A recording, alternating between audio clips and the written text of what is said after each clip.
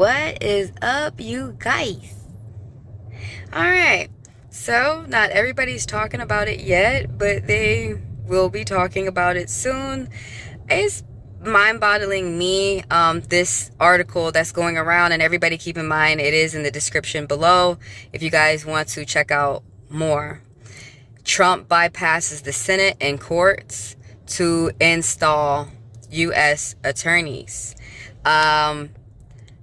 Like I said, I don't see how he can bypass the Senate and courts and Congress and all this stuff besides to put his friends up there.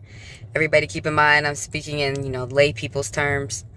I mean, besides cheating, besides doing things unlawful, besides going against the book, going against the grain, lying, just brazenly breaking rules and laws in people's faces and other people up there and not and allowing them to get away with it. That's the only way that I could see that he's able to do what he's doing. What is this? How did I get there? How do you get that off? Well, anyways, I don't need that part of the article. I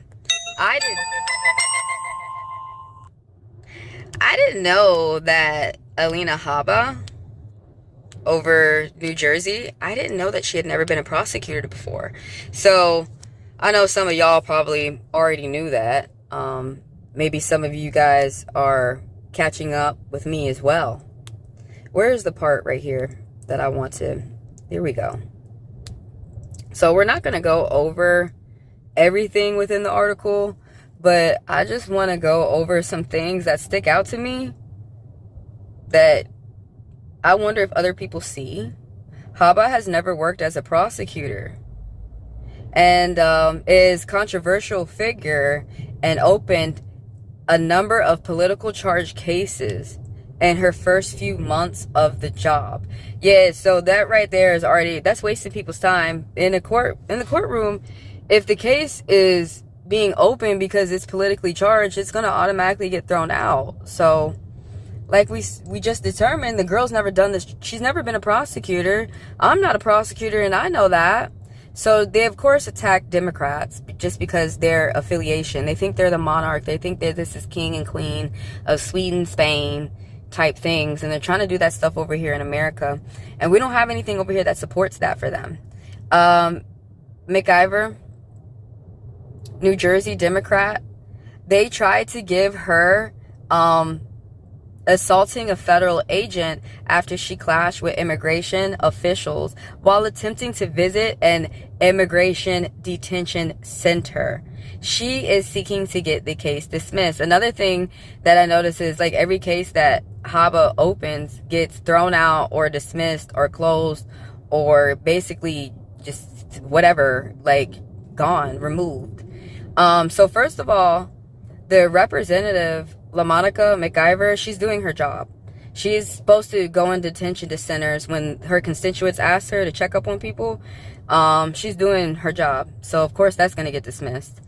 And there also was an arrest for Newark Mayor Ras Baraka, a Democrat, and later the charges got dropped. But later dropped the case. Same thing. That's embarrassing, girl.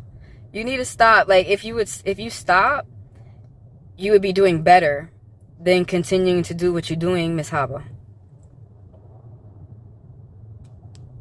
And then there's another case right here with Governor Phil Murphy, a Democrat, and it's over immigration policies, and we haven't got an update of it yet, but I'm pretty sure that's going to get thrown out too, since that seems to be a pattern with Miss Habba.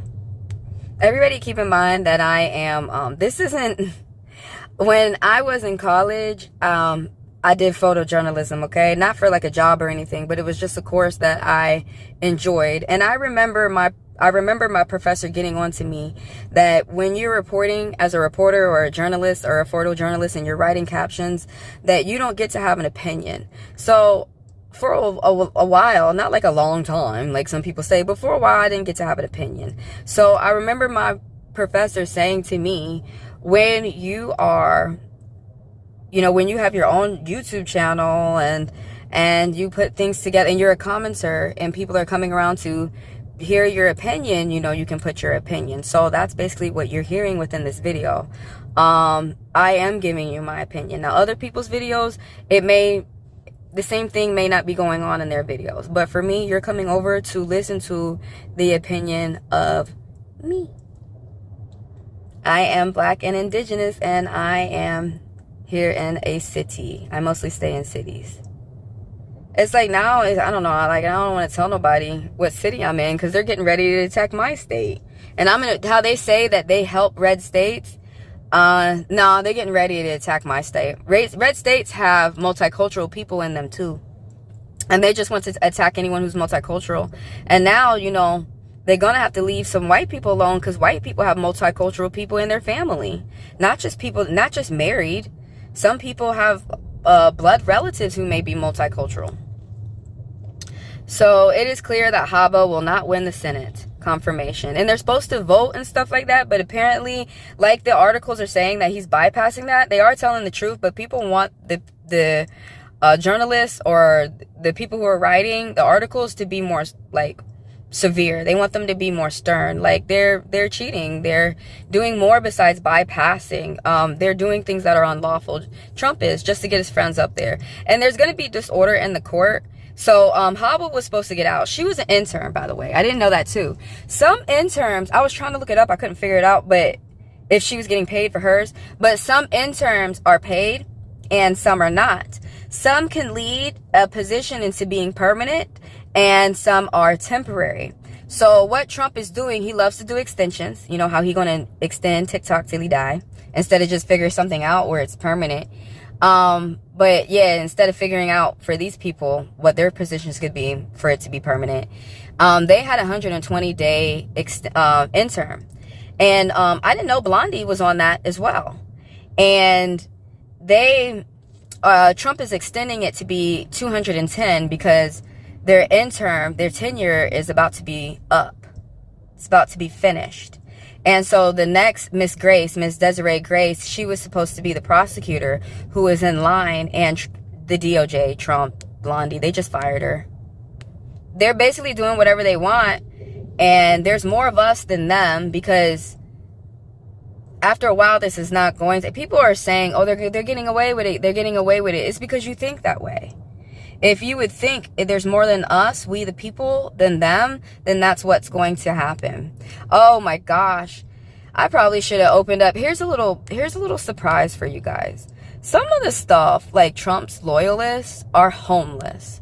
Does anybody pay attention to that? Where is that? Right here. He's hiring special attorneys. You got retarded attorneys up there? Special.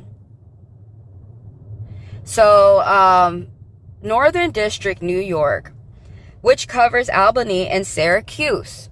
Trump's interim choice of job, John Sarcombe III. I apologize if I'm, pronouncing names wrong. I'll get it right later when everybody starts talking about it.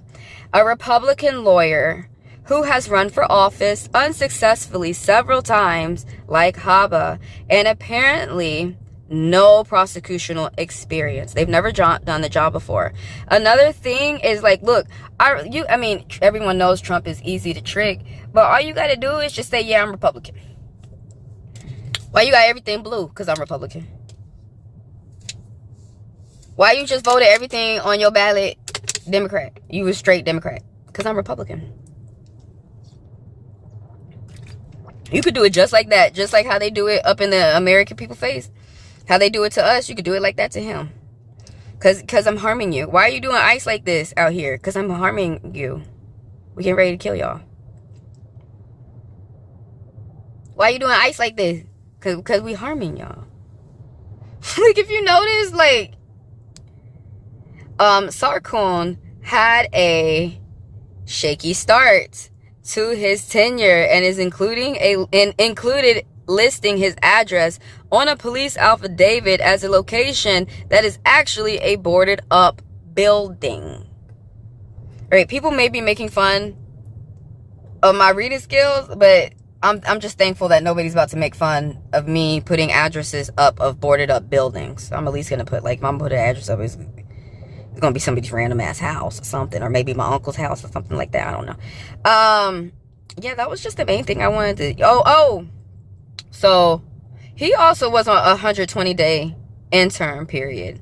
It's expired as well, and the district judge in the northern New York declined to appoint him and to continue the job. But unlike New Jersey, the judges did not select a substitute. They simply didn't appoint one. So the DOJ, which basically is Trump and his friends right now, responded by giving... who's up there that's not his friend? Don't raise your hand. They responded by giving Sarkron an appointment of special attorney with indefinite terms so that he could return to the job. The office did not respond for a comment. And then you're like, you want to talk about this?